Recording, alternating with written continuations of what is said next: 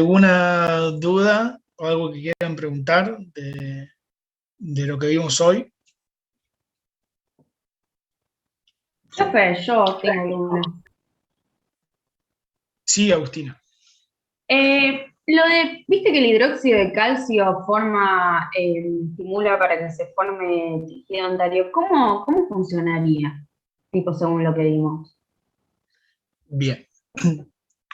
Primero que el hidróxido de calcio lo vas a colocar siempre y cuando sepas que esa pulpa puede reaccionar, porque justamente lo que estás esperando es que esos odontoblastos formen ese puente dentinario. ¿Estamos? Entonces, en cuanto al diagnóstico, tenés que partir de que la pulpa sea vital y que tenga capacidad de reaccionar para formar ese puente que vos estás buscando. Segundo, tiene que haber dentina expuesta, porque si vas a poner una gota de hidróxido, ¿estamos hablando de hidróxido de calcio fraguable o no fraguable? No sé, si hay pulpa era no fraguable expuesta ahí, y si no había era fraguable. No sé. Bueno, vamos a hablar de los dos entonces. Vos tenés la cavidad y lo que tenés es dentina expuesta, no llegaste todavía a pulpa. ¿Estamos? Entonces, vos lo que podés hacer es colocar una gotita de hidróxido de calcio fraguable, de Dical, en la porción más profunda. Entonces, eso lo que va a estar haciendo es, por un lado, sellar esos túbulos dentinarios en la porción más profunda que fue expuesta. Entonces, todos los principios activos que hay dentro del Dical, lo que van a hacer es justamente atravesar esos canalículos dentinarios y estimular a los odontoblastos para que sinteticen nueva dentina. ¿Qué es lo que está haciendo esto? Justamente lo que está buscando hacer es sellar la comunicación de esos canalículos expuestos. Entonces, al sellar esa comunicación, vos pensá en la cavidad que vimos, esa chiquita del premolar. Esa es media superficial para colocar hidróxido de calcio, siempre se coloca cuando es más profundo. Y cuando se coloca profundamente, se coloca en el punto más profundo que haya. Entonces, vos al sellar esos canalículos en la porción más profunda, lo que estás haciendo es que los estímulos ya no lleguen a esa porción de la pulpa y que justamente los odontoblastos puedan volver a formar dentina, volviendo a tratar de dar ese espesor de dentina que estábamos viendo antes. Entonces, de esa manera, vos formás otra vez dentina, mantenés ese espesor, fabricaste el puente dentinario y para eso te sirvió el hidróxido de calcio. La otra cuestión es cuando tenés pulpa expuesta. Y cuando tengas pulpa expuesta, lo que tenés que ver es la salud de esa pulpa cuando vos la estás viendo dentro de esa cámara. Y eso te lo va a determinar el sangrado y en primera instancia siempre te lo va a determinar el diagnóstico de lo que te haya dicho el paciente. Porque si el paciente te dijo, mira, me duele como nosotros vimos, todo lo que tiene que ver con la representación de la fibra C, por más hidróxido de calcio fraguable o no fraguable que coloques sobre esa pulpa, ya no lo vas a poder solucionar. Entonces, antes de hacer ese tipo de cosas, tenés que partir de saber cómo va a reaccionar esa pulpa en cuanto al tratamiento que vos vayas a hacer. ¿Está? Entonces, si se iba a poder eh, mantener esa pulpa dentro de la pieza dentaria, lo que se hace es con el hidróxido de calcio no fraguable, que es el polvo que se mezcla con el líquido, se lava la cavidad con ese agua de cal que se llama, y después la parte cremosa que queda en el fondo del vaso DAPEM, ese polvo que quedó formando una cremita, se coloca en la brecha. También siempre hablamos de puntos, no se hace una base entera con eso, se coloca en un punto. En este caso, esa crema se coloca sobre la brechita y arriba de eso le pones una gotita de Dical, de hidróxido de calcio fraguable, porque de esa manera va a ser algo que ya endureció y que va a estar sellando esa porción. Y vos, ¿qué es lo que buscas hacer con el no fraguable cuando hay una exposición? Partiendo de la base de que hay exposición, ya algún tipo de daño pulpar hay. Entonces es probable que esos odontoblastos o hayan muerto o hayan quedado medios turulecos. Y es probable que sí busque la diferenciación de células mesenquimáticas para que vayan a diferenciarse, para ocupar ese lugar y empezar a sintetizar nueva dentina. ¿Sí? Lo que se busca con el hidróxido de calcio no fraguable no es algo que es mágico, que se va a ocupar de hacer esto, sino que una de las cualidades que tiene es que tiene un pH recontra alcalino. Hacer un pH tan alcalino lo que hace es desnaturalizar proteínas. Al desnaturalizar proteínas, lo que está haciendo es que toda esa porción que estuvo expuesta con el hidróxido de calcio, en cierta manera, deje de estar viva, por así decirlo. Pero estamos hablando de una capa celular. No estamos hablando de una porción entera. Entonces, al desnaturalizarse esas proteínas y al hacer justamente un estímulo bien local en ese lugar, esa capita, como está supuestamente limpia, porque ya limpiamos la cavidad, está desinfectada, entonces no hay bacterias ahí dando vuelta, todo esto contribuye a que se arme como si fuese, entre comillas, como una cicatriz dentro de la pulpa, por lo que está haciendo la cremita del hidróxido de calcio no fraguable, y que a partir de ahí se empiecen a estimular las otras células para que respondan. ¿Estamos? Y después de esto, sí, haces la base, haces la rehabilitación, haces lo que tengas que hacer, siempre buscando que se forme ese puente dentinal. Y esto no se hace solamente con pequeñas exposiciones, sino que también se puede hacer con grandes exposiciones, por ejemplo, en molares de niños, o ustedes saben que los molares, el primer molar aparece a partir de los 6 años.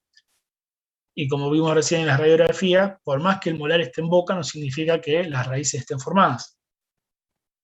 Entonces, por ahí hay veces que vienen chicos de 6, 7 años con semejante cacerola, semejante caries en los molares inferiores, y si nosotros hacemos la endodoncia en ese caso, lo que estamos haciendo es eliminar todo el tejido pulpar de esa pieza, por lo tanto esas raíces no se terminarían de formar nunca.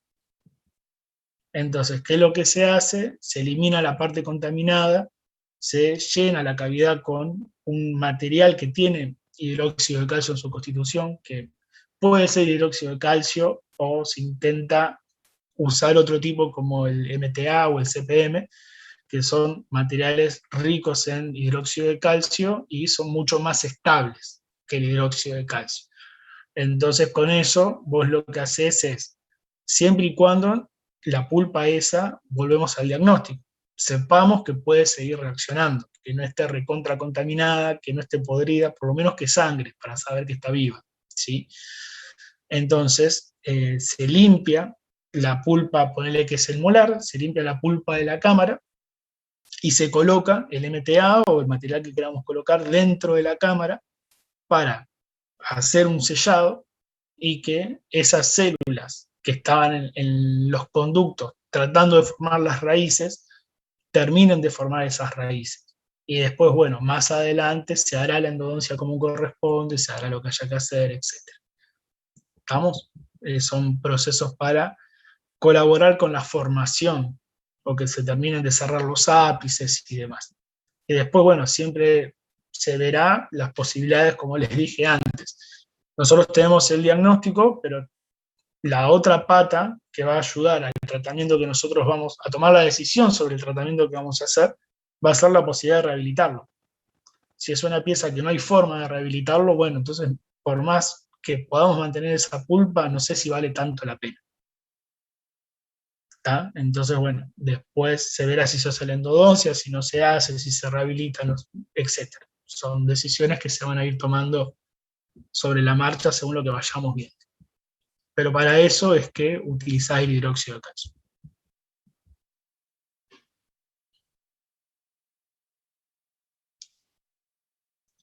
¿Alguna otra pregunta?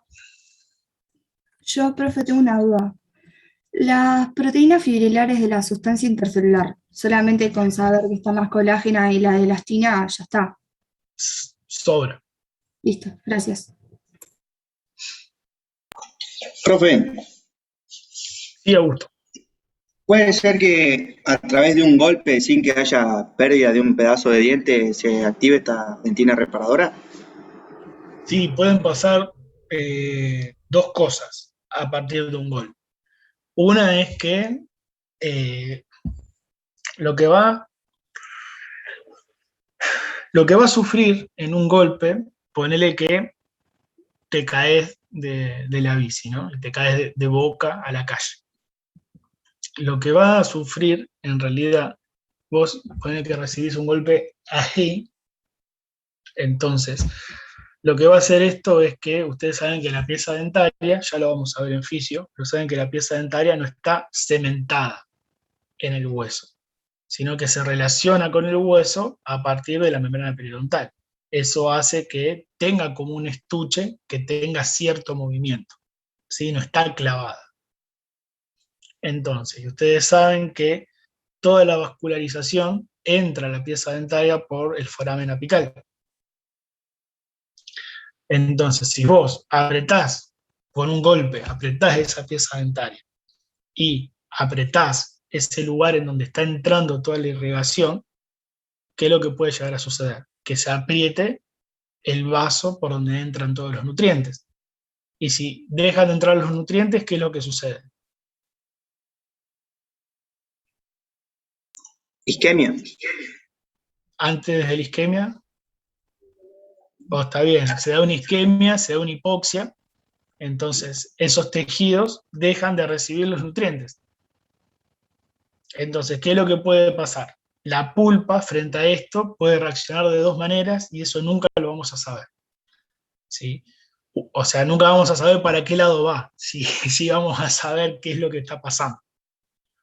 Una de las formas de reaccionar es que si por ahí se interrumpió, es como cuando vos aguantás la respiración abajo del agua. Bueno, si no se llegó a dañar y la circulación puede volver a retomar su flujo otra vez y las células se vuelven a nutrir, puede ser que esto produzca un estímulo que haga que se empiece a producir más dentina, interpretando que necesita hacer más dentina porque la pasó mal. Esa puede ser una de las opciones. La otra de las opciones es que la pulpa se mantenga viva, pero se vuelva loca, y en vez de formar dentina, empieza a comer dentina. Y esos odontoblastos que tiene y esas células mesenquimáticas y diferenciadas que tiene, se transforman en odontoclastos. Entonces, en vez de sintetizar dentina, se la empiezan a comer. ¿Qué es lo que va a suceder? Que el paciente va a estar asintomático, no va a sentir nada de lo que le está pasando, pueden llegar a notar clínicamente un cambio de color en la corona del diente, pero si viene el paciente y ustedes ven que está todo bien, dice, bueno, no, andate que no te pasó nada, están por ahí entrando en un campo peligroso, porque si llega, como no sabemos cómo va a reaccionar esa pulpa a largo plazo, si no hacen controles radiográficos de ese paciente y tuvo una reabsorción dentinaria interna, nunca se va a enterar porque no le dolió y va a venir un día por otra cosa, van a hacer una radiografía 3 años después y no va a tener dentina, el diente va a estar hueco adentro, por lo tanto es un diente que según el grado de reabsorción va a estar perdido o no. Entonces, la pulpa, según ese estímulo del trauma o del golpe, puede reaccionar de esas dos maneras, o formando dentina o puede reabsorber la dentina. ¿Por qué va a ser una cosa o la otra? Sinceramente, no lo sabemos. Sí, por bueno, el mecanismo celular de quién se va a activar, pero no sabemos qué es lo que hace que se incline para un lado o para el otro. Por eso el tema de los golpes, si no pasó nada mejor, pero no perder de vista al paciente para que no haya complicaciones después. Profe, ¿y el tema del bruxismo? Bueno, el bruxismo es justamente ese estímulo que es largo y sostenido en el tiempo. Entonces es un estímulo leve, generalmente, por más que sea más bruxómano o menos bruxómano, estás haciendo un estímulo sobre la pieza dentaria, leve, constante y prolongado en el tiempo, lo que hace que sea un estímulo crónico. Al hacer un estímulo crónico, vamos a formar generalmente esa dentina esclerótica, ¿sí? Y es probable que si es muy prolongado en el tiempo, empecemos a tener esas agujas de dentina que veíamos en las radiografías, que se forman dentro de la cámara y el conducto, que son un dolor en los huevos para cuando uno quiere hacer una endodoncia, porque vos estás queriendo entrar en un lugar que tiene que tener tejido blando. Y si te empezás a encontrar con que ese tejido blando fue reemplazado por tejido mineralizado, bueno, se te empieza a complicar la cosa. Lo puedes resolver, sí, más vale, pero se complica. Profe, una consulta, bueno, cuando pasa la edad, pierde la nutrición el diente porque, no sé, vi que la dentina secundaria, al pasando los años, como que va obliterando sería Túbulo la dentinario. pulpa. Sí, no, la pulpa, viste que va obliterando la pulpa, se va como que va achicando ese espacio y pierde vitalidad. Lo que va obliterando es el foramen. La cámara y el conducto radicular se van haciendo cada vez más estrechos, ¿sí? Y obviamente que el vaso y la fibra nerviosa que entran por ese conducto radicular cada vez van a tener menos lugar como para poder entrar.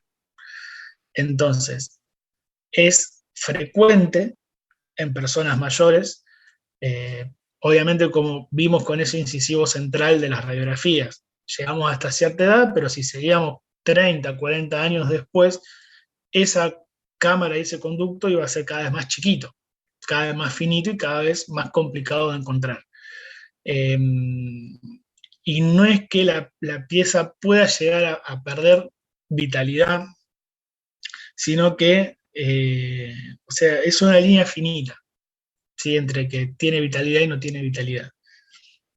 Porque por ahí son piezas que hasta las podés hacer la endodoncia casi sin anestesia, porque casi que ya no tienes fibra nerviosa, casi ya no tiene sustancia fundamental, casi ya no... Vos abrís esa pieza y no sale nada de adentro. No sangra, hablo de personas mayores, ¿no? La pieza no sangra. Entonces el conducto no sangra y vos seguís trabajando y por ahí una pieza que mide 21 milímetros, recién al profundizando hasta los 17 milímetros, empezás a encontrar que te sale una gotita de sangre o que el paciente pegó un salto como que le dolió. Pero bueno, eso es justamente la disminución en la permeabilidad de la dentina a lo largo que van pasando los años. Y obviamente esa pieza dentaria vivió igual que la persona. O sea, comió, masticó, tuvo golpes, tuvo bruxismo, tuvo lo que sea. Entonces, la dentina, la pulpa va a ir reaccionando formando diferentes tipos de dentina en esas piezas.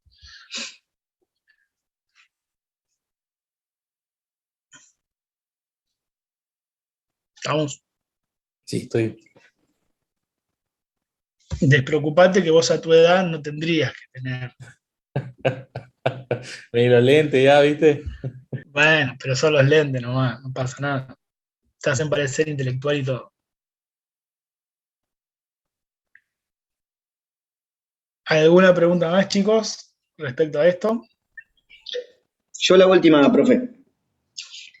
Sí. La dentina peritubular es la fisiológica y la esclerótica hace lo mismo, digamos, secreta por dentro de los túbulos, pero la esclerótica es patológica. Sí, porque la esclerótica es intratubular. La peritubular es como el dibujo que vimos en el corte, en donde se va depositando en las paredes del túbulo, por dentro, parejito, y va haciendo que el túbulo cada vez sea más finito. La esclerótica, vos tenés el túbulo y te escupió un pedazo de dentina acá adentro. Ah, ahí está. Listo. La esclerótica es la que se siente como un vidrio cuando pasa uno de explorador, ¿o no? Ajá, así es.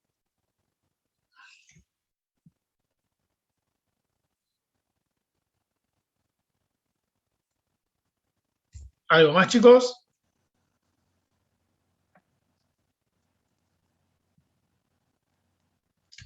Bien. Bueno. ¿Hicieron lo de regulación del pH? ¿Se acordaron ahora de hacerlo?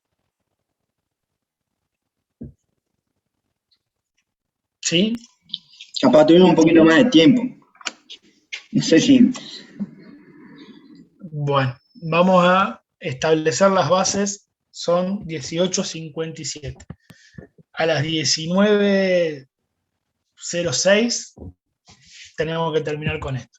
Vamos a establecer las bases, porque ya vimos todos los desarrollos para tener este tema bien organizado. Entonces, ¿cuáles son los buffers del cuerpo? Hablen que yo los escucho.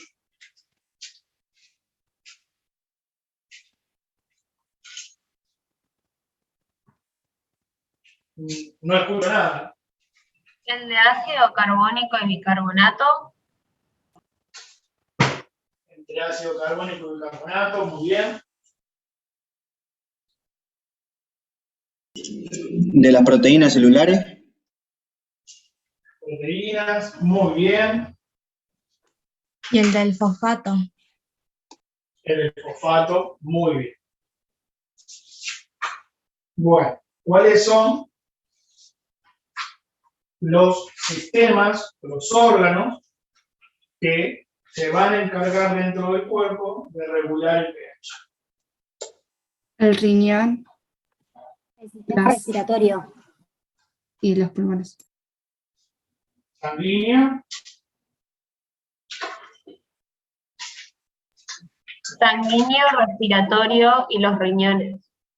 bien, sanguínea, respiratorio y renal. Entonces, ¿con quién va a trabajar? No vamos a describir todo el proceso. Lo vamos a ver. Hemoglobina. Con la hemoglobina, muy bien. Y de estos ácidos base que ustedes mencionaron, ¿cuál es el que, sobre cuál de estos trabaja la sangre? El bicarbonato. Sobre el bicarbonato. ¿Estamos? Entonces, de esa manera, con todo lo que ya estudiamos en sangre, estamos regulando el pH. ¿De dónde venimos?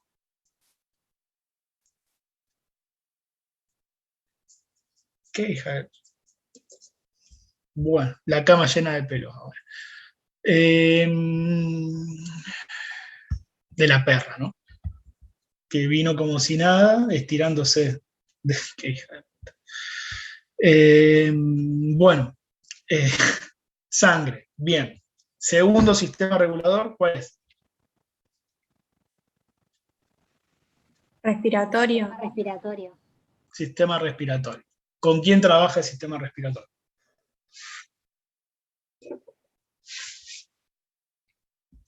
Con los quimiorreceptores aumentando y disminuyendo la ventilación. Bueno, ¿y cuáles serían los... A ver, como hicimos antes, sobre quién trabaja el sistema respiratorio en cuanto a el ácido base? También el bicarbonato.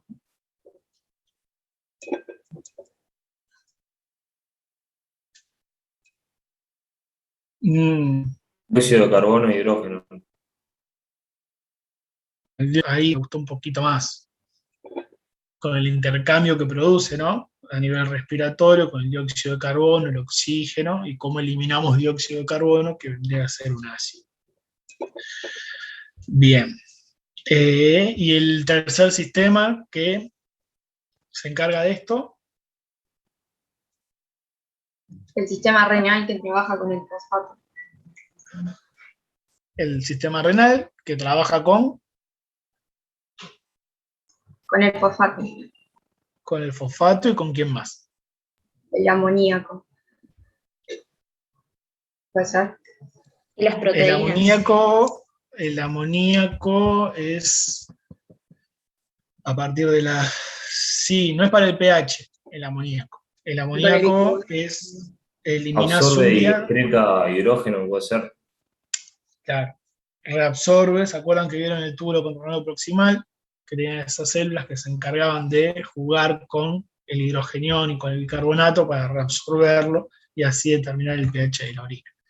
Bien, entonces, en base a esto se describe cada uno de los sistemas en relación a la regulación del pH. ¿Estamos? Tengan en cuenta, recuerden que, entonces, sangre en primer lugar, las proteínas son las que se encargan, la hemoglobina, con todo lo que ya vimos, sistema respiratorio con los gases respiratorios, sistema renal con lo que vimos, y que cuando hablamos de acidosis metabólica, recuerden eso, acidosis metabólica o acidosis respiratoria o alcalosis metabólica o alcalosis respiratoria, lo que les está diciendo el que sea respiratorio o metabólico le está ubicando el problema. ¿Sí? Si es respiratorio es porque el sistema respiratorio está funcionando mal, entonces el pH se está desregulando por una patología del sistema respiratorio, y si el sistema respiratorio está funcionando mal, quien tiene que actuar es el sistema renal, porque si el sistema respiratorio ya te funciona mal, no va a poder corregirse solo. ¿Está? Entonces, una acidosis respiratoria se compensa con una alcalosis del sistema renal. ¿Me explico? ¿Sí? Cuando es metabólico es del sistema renal, cuando es respiratorio es del sistema respiratorio. Entonces, lo que sucede en el respiratorio, cuando la falla es respiratoria, se compensa por el sistema renal. A mí, cuando iba armando esto, me surgió una duda, porque dice, bueno, en la parte de los riñones, dice que hay dos formas, la directa, que es excretando, reabsorbiendo el hidrógeno, el protón, y la indirecta, que es cambiando la velocidad con la cual se regula, o sea, se reabsorbe o se excreta el bicarbonato. Y yo me acuerdo que nosotros habíamos dicho que el bicarbonato era como que el que más entraba en juego, digamos. ¿Sería como más importante la indirecta en la regulación? Es la que por ahí más termina participando. Si bien existen las dos, porque como es con hidrogenión y con bicarbonato, o haces, como habíamos dicho, o secretás más hidrogeniones para que se vayan con la orina, o los reabsorbes, pero en realidad con el bicarbonato es donde es más notorio. Se reabsorbe más bicarbonato ¿tá? Si bien obviamente van de la mano, porque vos al reabsorber más bicarbonato vas a secretar más hidrogeniones para que se vayan con la orina. ¿Sí? El juego del movimiento lo estás haciendo.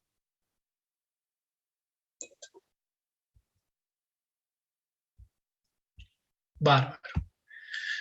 Bueno, ¿algo más?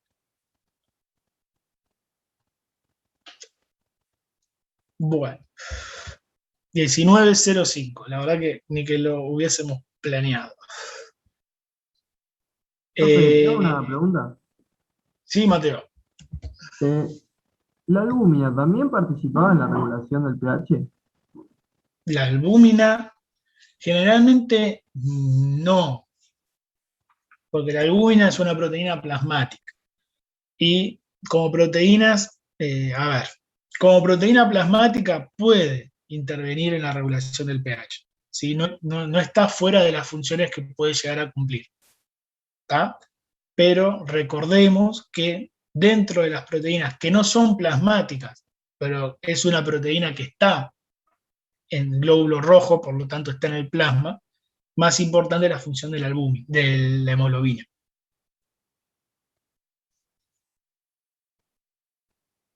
Listo, era porque me acuerdo que en química una vez nos habían dicho que la albúmina podía cumplir una función buffer. Claro. Y por eso.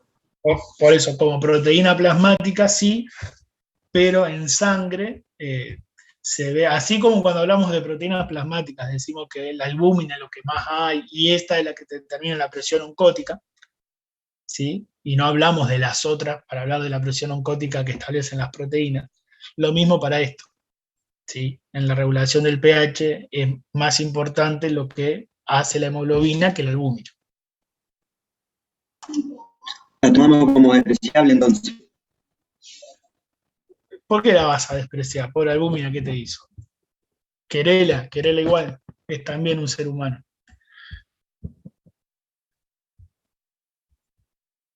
Bueno, ¿algo más?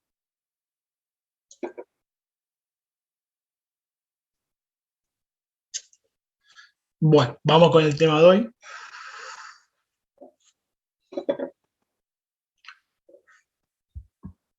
Hoy nos toca digestivo. Por las dudas, de lo del teórico, ¿se entendió? ¿Fue muy rápido? ¿Lo pudieron seguir? ¿O bien? Porque por ahí ustedes están acostumbrados a que me conocen, pero no sé. ¿Está bien? ¿Pudieron seguirlo? Sí. Claro. Son re avispados, así que no me preocupo más por esas cosas. Vamos con esto de acá.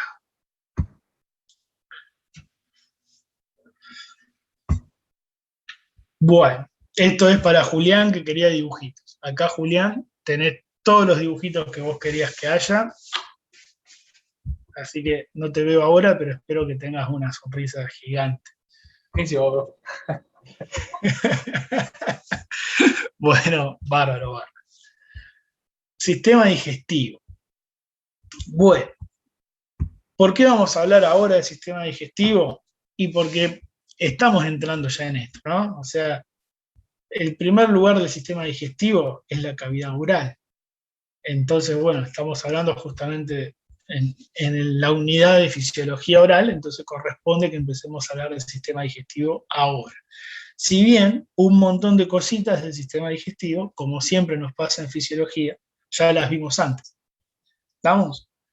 Pero bueno, vamos a empezar con el sistema digestivo, que si ustedes ven es un tubo grande, es un tubo largo, que empieza en la boca, termina en el ano, y a lo largo de todo ese tubo va sufriendo modificaciones en cuanto a la forma, las funciones, a cómo se va a ir especializando cada parte de ese tubo. Pero recuerden que, no sé si alguna vez estuvieron en alguna carneada, pero recuerden que es una manguera larga. Lo único que cambia es la conformación de los diferentes órganos que lo van componiendo, pero tiene una continuidad que va directo, ¿no? De la boca hasta el ano. Entonces, las funciones que van a sufrir dentro de este tubo digestivo, justamente, va a ser ¿para qué? Para que lo que entra por la boca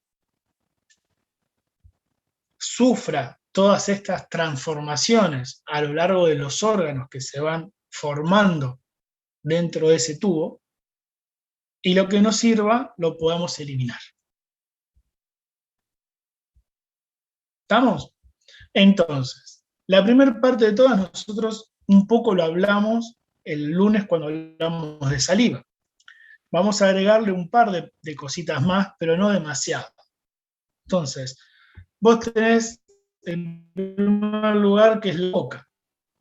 En la boca ingresa el alimento. Entonces, ese alimento tiene que ser masticado. Si bien nosotros cada vez masticamos menos y tragamos cada vez más entero, la masticación es fundamental para que se pueda producir una buena digestión, porque es el lugar mecánico en donde vos acordate que comiste un pedazo de carne y de esa carne necesitas obtener los aminoácidos, que es la mínima expresión de esas proteínas que se están incorporando con la carne. Entonces, cuanto más sencillo y más facilitador para el resto del sistema digestivo, si vos la molienda la haces como corresponde. Es como si vos querés hacer vino y no pisaste las uvas. ¿Estamos? Estás en la misma. Se te complica un poco el proceso de cómo vas a hacer ese vino si partís de una uva entera que nunca la pisaste. Entonces, en la cavidad oral pasa lo mismo. El sistema digestivo, a partir del estómago en adelante, espera que los alimentos que vos consumiste le lleguen con ciertas características. Entonces, la molienda que se hace con la masticación es fundamental. Y no es raro que a partir de no masticar correctamente, y esto viene a colación también con nuestra profesión, porque vamos a ver, y ustedes van a ver en la clínica, que hay muchos pacientes desdentados parciales, desdentados totales, que no tienen prótesis o que tienen lugares en donde no tienen contacto de piezas dentarias, por lo tanto no pueden masticar. Entonces, obviamente que a la larga, si ustedes hacen una historia clínica exhaustiva o a conciencia, es probable que estos pacientes también tengan algún problemita digestivo. Muchos, ¿qué les van a decir? Como algo natural. Van a decir, bueno, ¿tomas alguna medicación?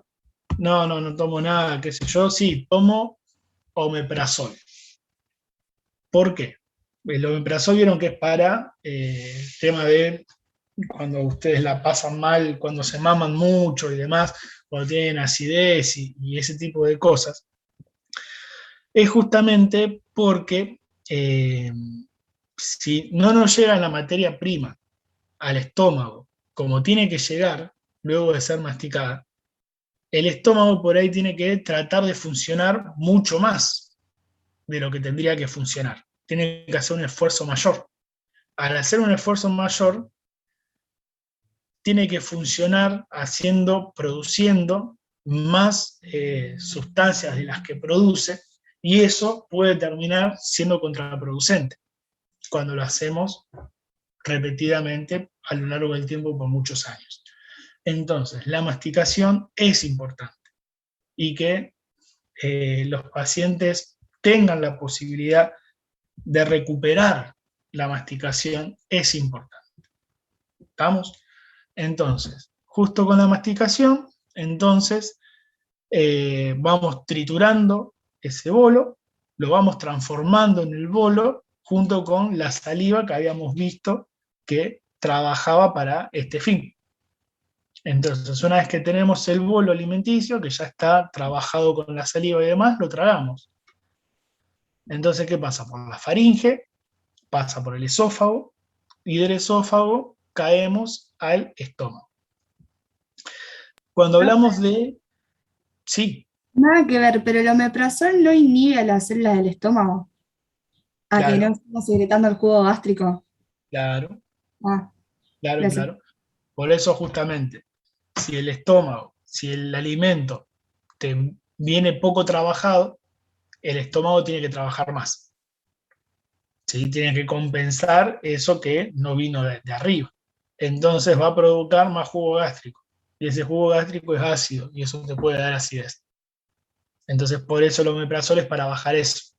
Lo mismo sucede cuando no comes por tiempo prolongado. O sea, el jugo gástrico está dando vuelta y no actúa porque no tiene alimento. Así es. Así es. Muy bien. Entonces, el esófago es un conducto de paso, ¿sí? Entre la cavidad oral y el estómago. Y llegamos al estómago ya con el bolo alimenticio. Habíamos visto el lunes que en cavidad oral empieza una suerte de digestión de esos alimentos. ¿Sí? Pero por el tiempo que estaban, no terminaba de digerirlo completamente, y a su vez, una vez que llegan al estómago, las enzimas digestivas, estas de la saliva, se inactivaban por el pH. Sabemos que el pH del estómago es bajo, es 1,5, es 2, es recontraácido. ¿Qué es lo que evita que el estómago se diluya a sí mismo? Las paredes gruesas, carnosas, que tiene el estómago, con sus células secretoras de mucus.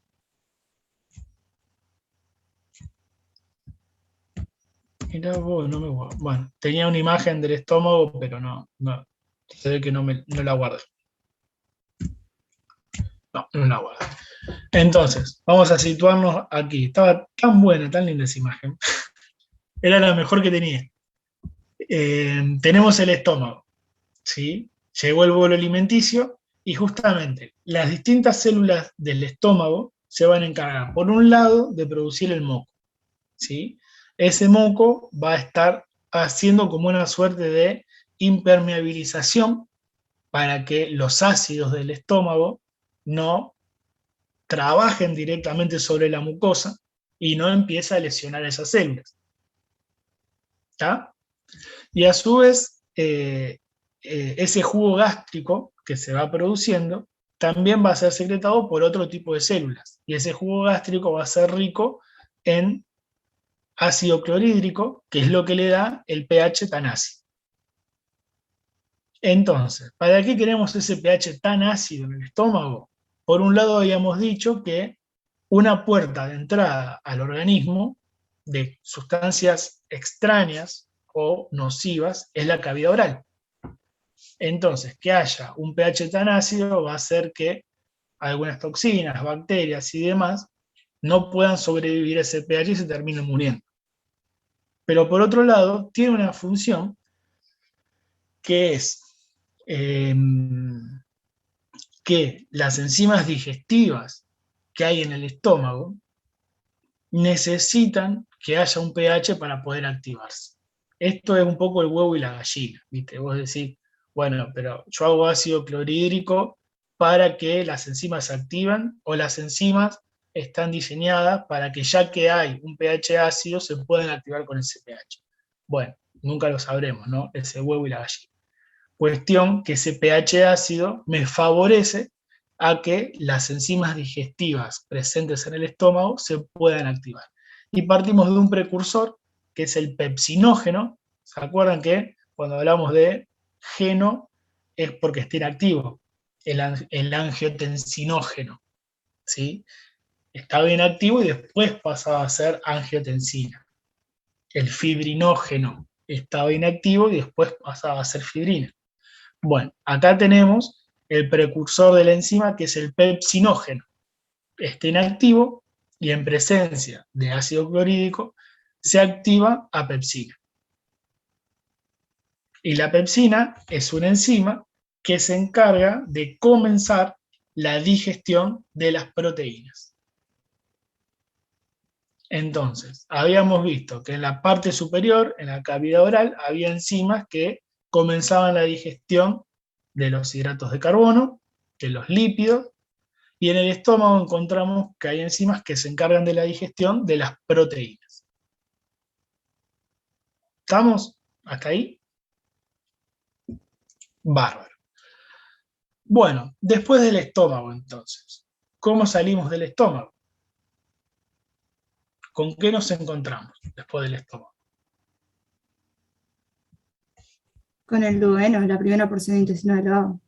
Nos encontramos con el intestino delgado. Acá dice hígado, pero porque veníamos hablando de otra cosa, que el hígado está acá arriba. Por eso dice hígado ahí, no es que hablamos de hígado ahí en este momento. Después del estómago nos encontramos con el intestino delgado. El intestino delgado tiene 3 porciones. El duodeno, que es esta primera porción en forma de C, el yeyuno y el íleon.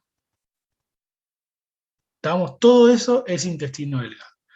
Y las funciones que se cumplen en cada una de las porciones de este intestino delgado son diferentes.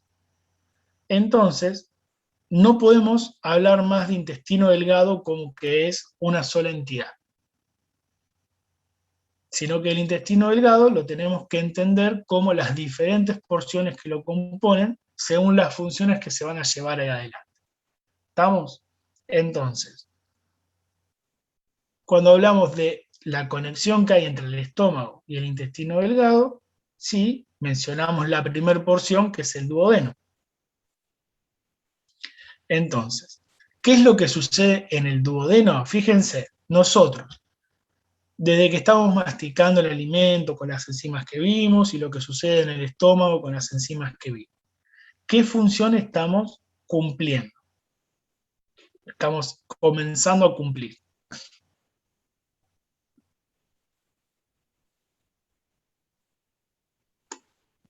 La La absorción. digestión. ¿Cuál de las dos? La digestión. ¿Quién da más? Sí, para mí también es la digestión. Es la digestión. Si venimos hablando que son enzimas digestivas y que estamos comenzando con la digestión, entonces, bueno, hasta el estómago, las funciones que se están cumpliendo es la digestión. Si bien, paréntesis, hay algunas cosas que sí se pueden absorber a nivel estomacal, como por ejemplo el alcohol. El alcohol se absorbe a nivel estomacal, ¿sí?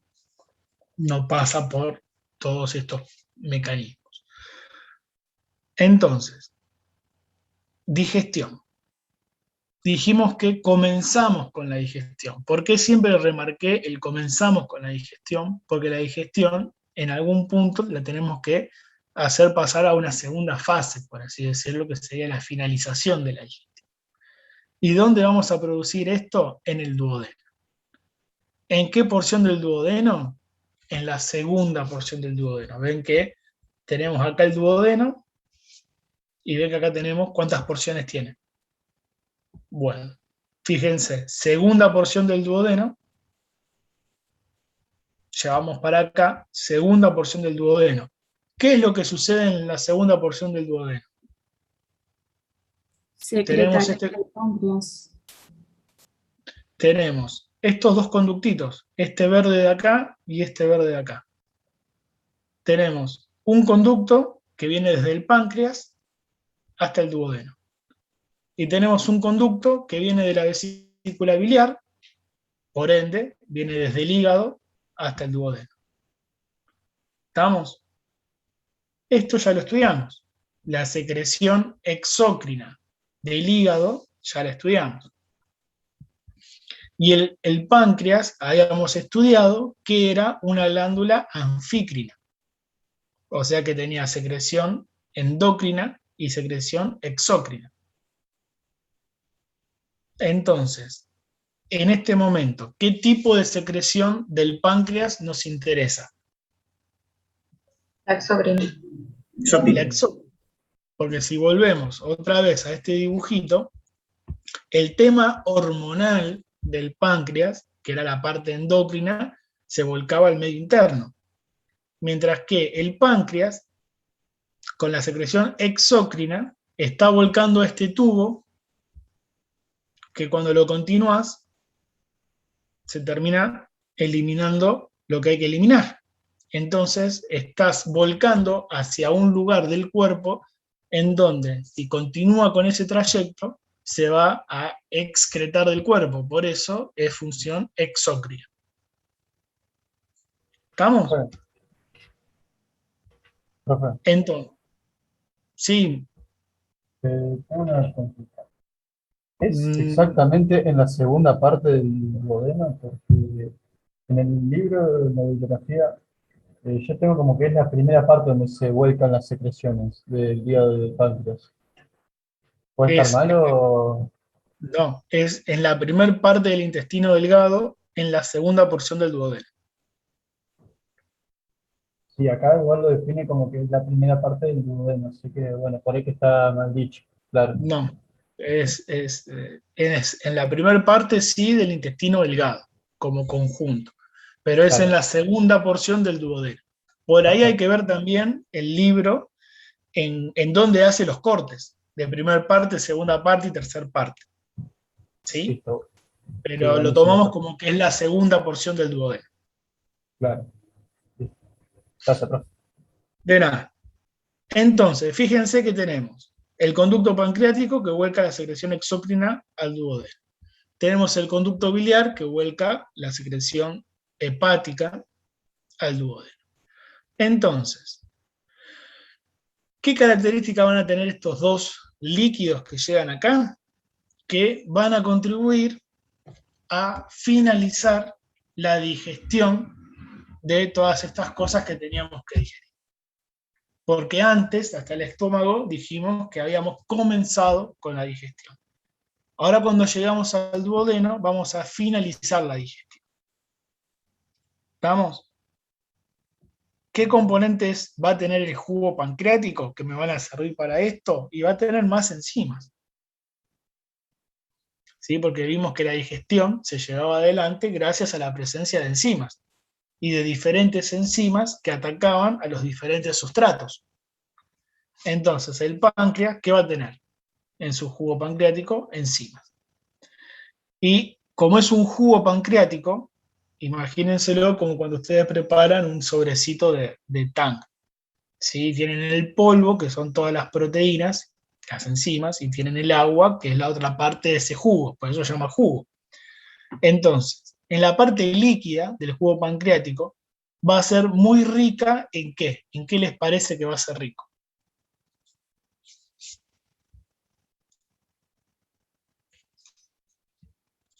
Piensen de dónde están viniendo dentro del tubo digestivo.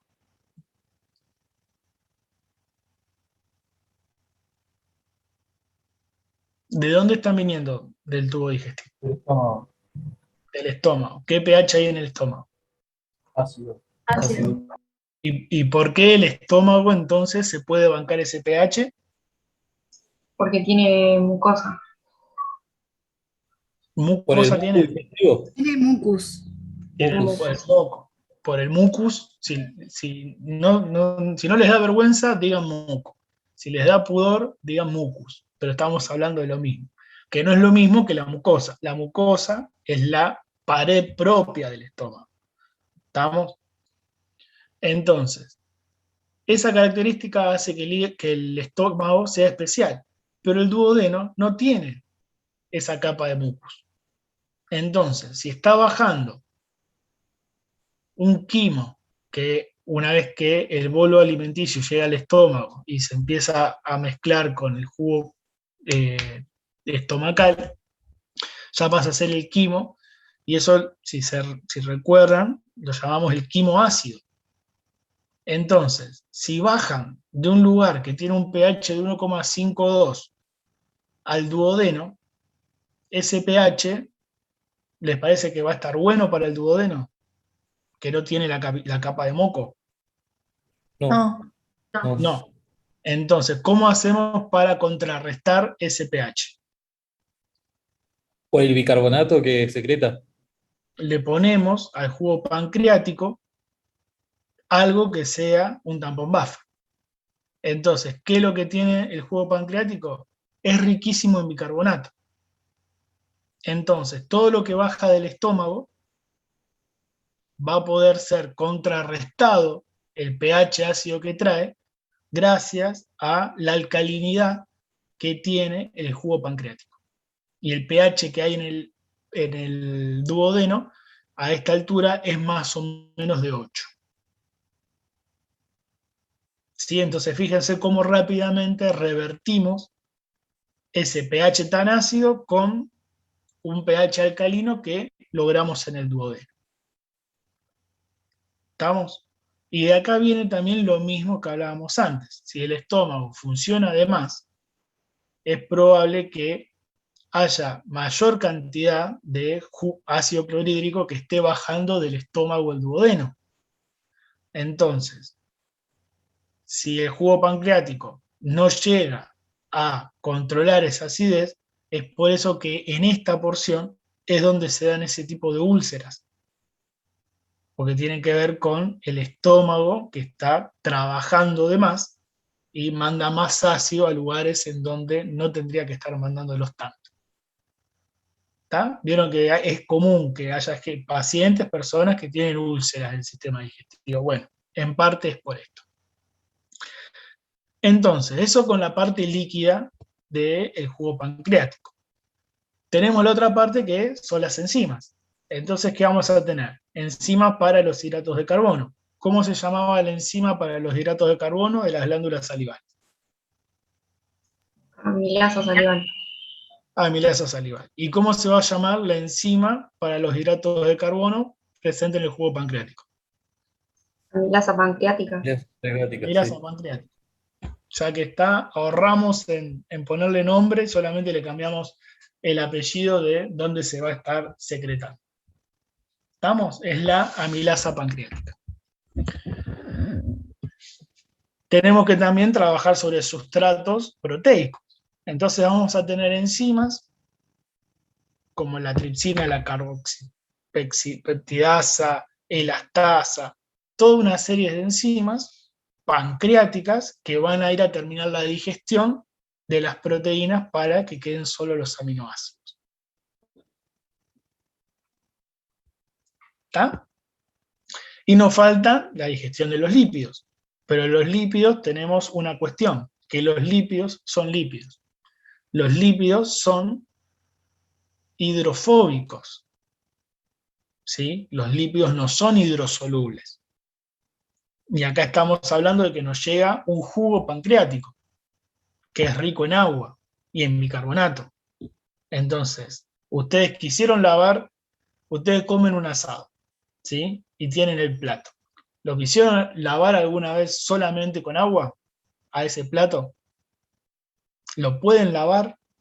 No. Después de haberse comido terrible asado. No. Menos que el agua esté media hervida con la que lo lavás. ¿Cómo? A menos que el agua esté medio hervida. Ajá. Bien. La temperatura ayuda en este caso.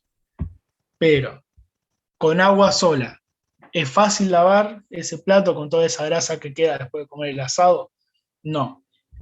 Acá, hasta ahora, nos está pasando lo mismo, porque tenemos un medio acuoso y al margen de los hidratos de carbono y de las proteínas, también viene con lípidos.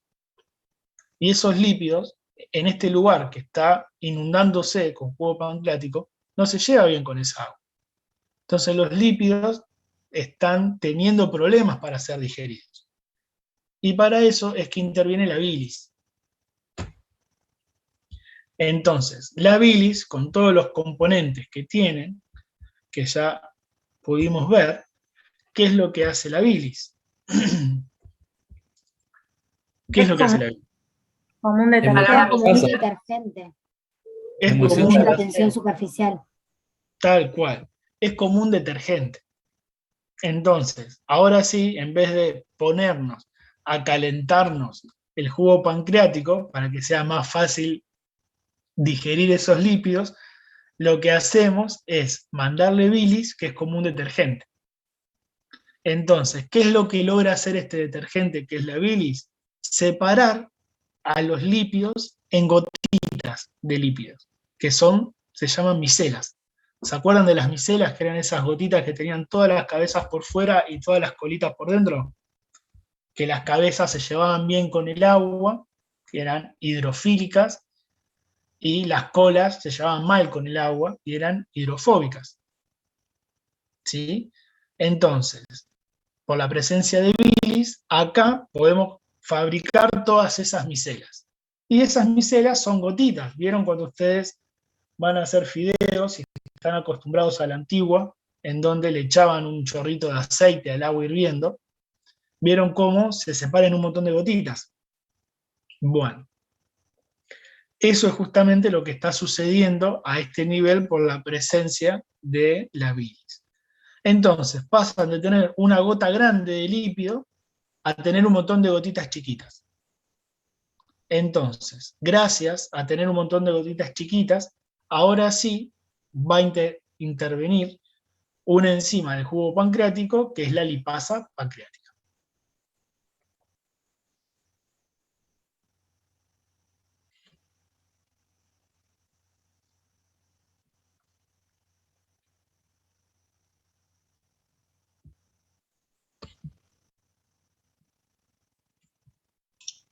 Joya.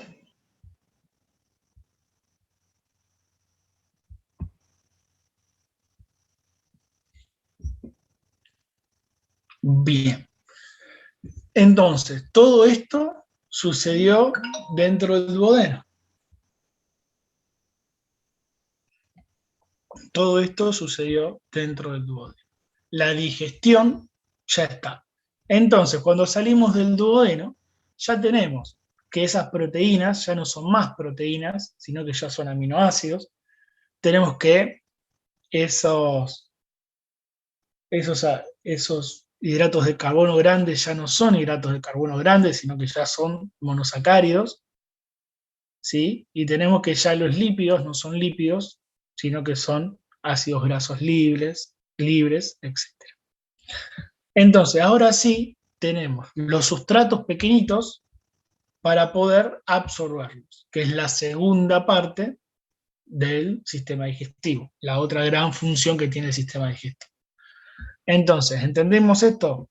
Por un lado, lo que estamos haciendo es la digestión, ¿sí? Tomamos esos alimentos y los achicamos a la mínima unidad absorbible. Y ahora, del duodeno para adelante, vamos a hacer la absorción. Entonces, ¿cuál es la función del duodeno? En una sola palabra. Degradar el químico. Una sola palabra. Degradar. Degradar. ¿Estamos? El órgano donde se produce la digestión es en el duodeno.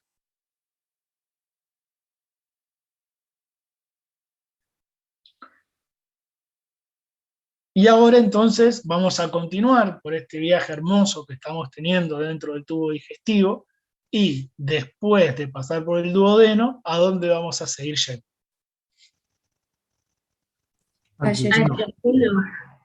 A yeyuno y después al ilio. ¿Y qué es lo que va a suceder acá? Nos vamos a encontrar con que esas paredes del tubo van a contar con esas vellosidades y microvellosidades que tanto han visto en histología. ¿Para qué tiene estas vellosidades y estas microvellosidades? Se ha medido y esto es, a ver,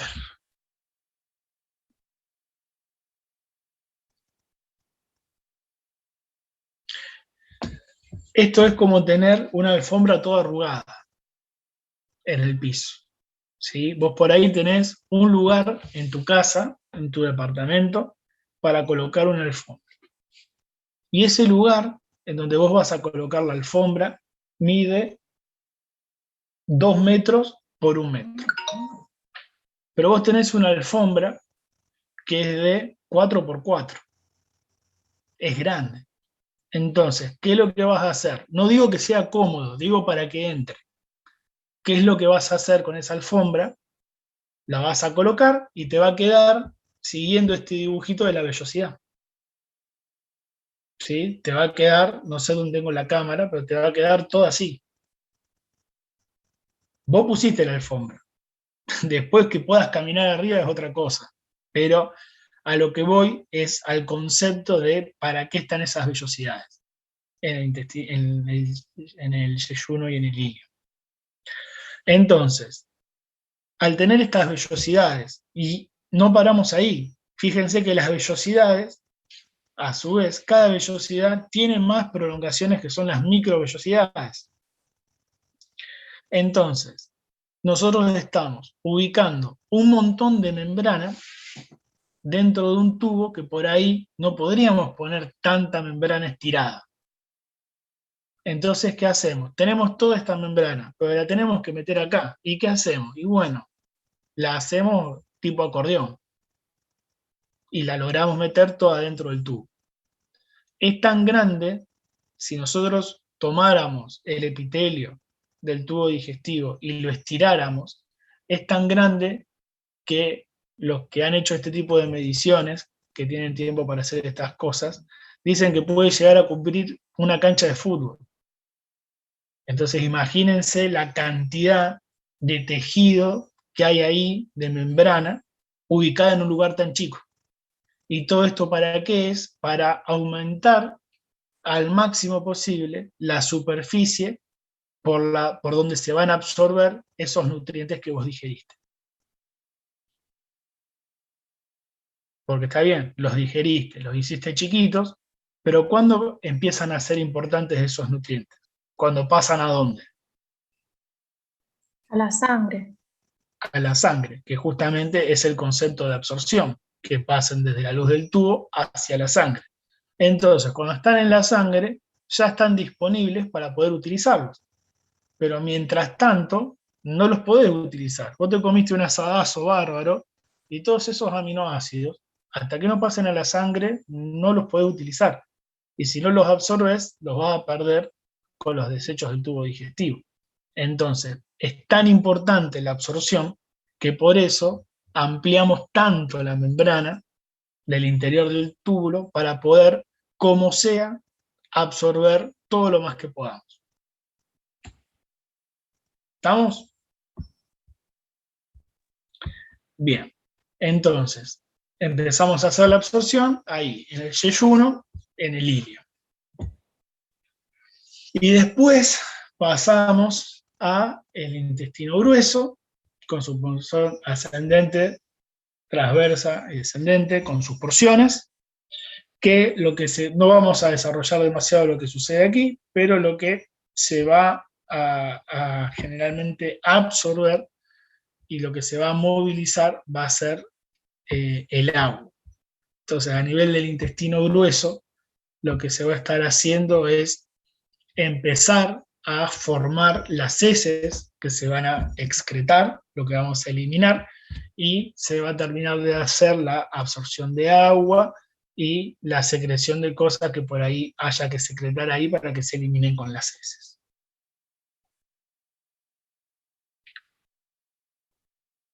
¿Estamos? Bien. ¿Y qué concepto que ya vimos es importante recordar en relación a la absorción que se produce a nivel del intestino delgado?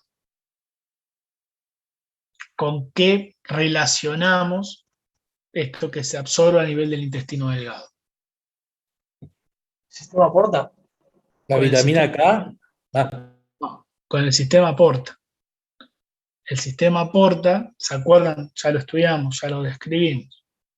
Recogía todo eso que venía del intestino y lo mandaba al hígado. ¿El hígado qué es? La principal fábrica del cuerpo.